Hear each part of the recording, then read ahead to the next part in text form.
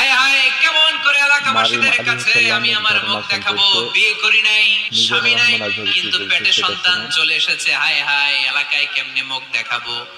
লজ্জায় পড়ে মারিয়াম আলাইহিস ভিডিওটা সালাম ভালো এলাকা লাগলে থেকে চলে চ্যানেলটাকে গেলেন। কি সাবস্ক্রাইব অবাক করো। করে কাণ্ড! বাচ্চা ভূমিষ্ঠ হওয়ার জন্য, বড় হওয়ার জন্য 6 মাস 7 মাস লাগে নাই, পেটে বাচ্চা আসার সাথে সাথে বাচ্চাটারে বড় করে দিয়েছে কে? আল্লাহ। মারিয়াম আলাইহিস সালাম এবার বসে পড়লেন, বুঝতে আরম্ভ করলেন প্রেগন্যান্সির পেইন উঠেছে। হঠাৎ করে পেট থেকে বাচ্চা ভূমিষ্ঠ হয়ে যাওয়ার পরে উনি কাঁপতে আরম্ভ করলেন। ক্ষুধার চোটে খাবার কিছু নাই, সামনে ঝর্ণা, উপরে একটা খেজুর গাছ। সাইয়েদনা ঈসা আলাইহিস সালামকে কোলে নিয়ে মারিয়াম আলাইহিস সালাম মনে মনে ভাবে, হায় রে, কেউ যদি একটু খেজুর পেড়ে দিত, এই ক্ষুধার মুহূর্তে আমি খেজুর খেয়ে পেটের ক্ষুধা নিবারণ করতাম। সুবহানাল্লাহ। রব্বুল আলামিন মারিয়ামকে উদ্দেশ্য করে আয়াত নাজিল করে দিলেন, হুজ্জি ইলাইকি বিজিযইন নাখলা।